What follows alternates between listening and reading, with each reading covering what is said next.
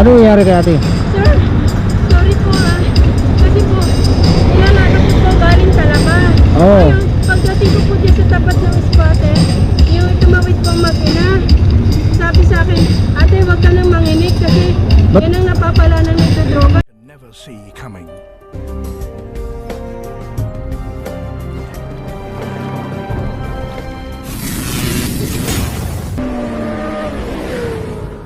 Yes mga ka-snipe, may napansin akong ali dun sa may poste sa may tapat ng Red Ribbon. Parang bulag. Kaya babalikan ko muna. Alamin natin kung ano. Parang walang kasama kasi. Ano lang, i-clarify lang natin kung bulag ba siya. Kasi parang sa tingin ko parang bulag eh. Medyo may kalayuan ng ano ko, napagdesisyonan ko na balikan natin. Kung baka sakali tayo na kung talagang bulag siya, kung magpahatid siya sa atin, dahil Father's Day ngayon, ihahatid natin. Nasa poste kasi siya, tapos parang wala siyang kasama, kaya curious lang ako.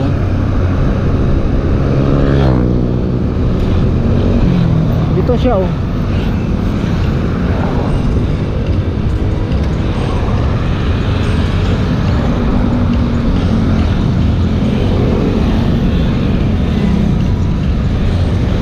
Dito sa ano, sa may tapat ng Red Ribbon.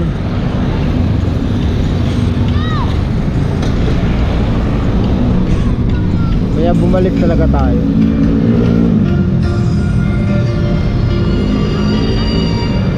Siya parang bulag nga.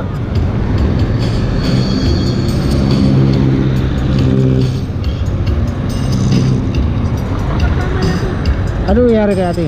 Sir, sorry po kasi po, nilalakad ko po galing sa labas. Oo. Ngayon, pagdating ko po dyan sa tapat ng spotter, yung tumawid pong makina, sabi sa akin, ate wag ka nang manginig kasi yan ang napapala ng nagdodroga. Sabi ko, hindi po ako nagdodroga. Binintangan ka na nagdodroga.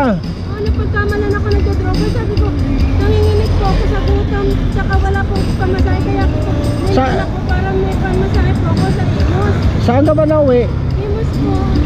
Kaya, dalawang beses na ko pinalikan. Ayaw akong pakawalan. Sabi niya, Adi, alam mo yung uwian mo. alam ko. Sakay ka na lang, Jeep, pamasahean kita. Wala po kasi malaw pa yun sa akin eh. Tatlong sakay po. Ayun nga, bigyan kita ng ano, 100. Kaya natatakot po ako. Dahil akala nila nagdodroga ako. Ayaw akong bitawan siya. Yun nga mga ka-snipe, natatakot si ate. Ba't ka nanginginig? Nagutom sir. Gutom. Nilalakad ko lang po gawa na yung magiging benta ko. Pagpapayag ko sa kanilan. Patulang po ko ng tubig. Hindi ka naman pwede sumakay dito, ba malaglag ka. Ay, malaglag po ako. Mag-jeep ka na lang ha. Di, sakay ka na lang para Imus. Sa Imus, baba ka na lang doon ha. Pasakay na lang kita ha. Kaya mo sumakay.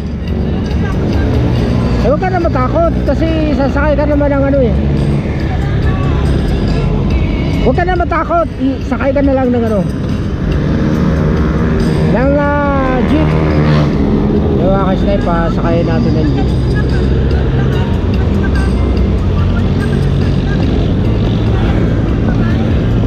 Sa Imus ka, basta Imus. Parahan natin ng jeep mga ka-snipe.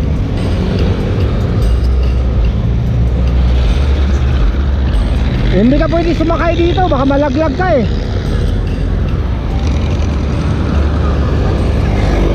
Basta alam mo yung babaan mo ha, alam mo yung babaan sa Imus ha. Kaya nga sir, kasi sir, pag hanggang Imus, may tricycle na po doon.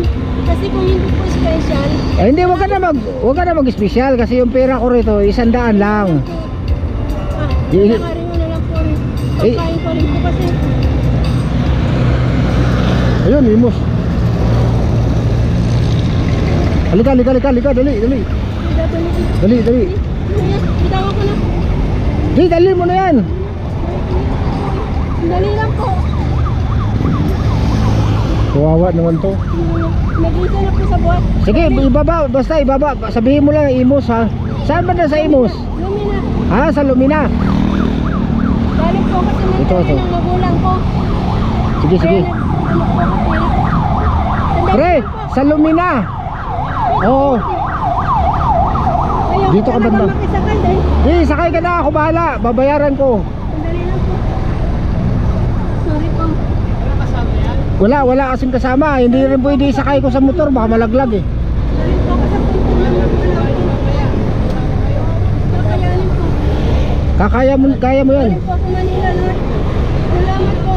Ito, pamasahe mo, tapos kain ka na rin kung ano ha. Salamat po.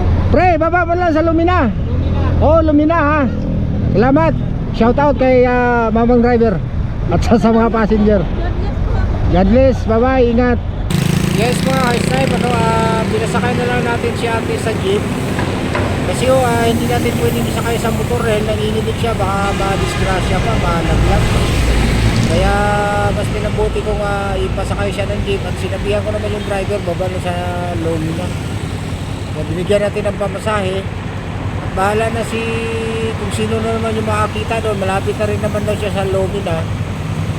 Kung sino yung magkakit sa kanito kasi hindi talaga pwede sa motor ko mga ka-snipe, baka mabahabak lang yung ali ano. Hindi na natin natanong yung pangalan kasi nanginginig siya, pinagbibintangan daw ho kasi siya na nagdodroga kaya siya nanginginig. Kaya takot na takot yung ali ano. At yun nga, mabuti nadaanan natin, hindi siya bulag ano, nanginginig lang at medyo may tama sa buton, sabi na kaya hanggang dito na lang mga ka-snipe. Maraming salamat sa driver na iniwanan natin kay ate ano. At sana pagdating doon sa Lumina may tao na naman na makabay sa kanya pauwi sa kanilang tahanan. Maraming salamat sa inyong panonood. Bye bye.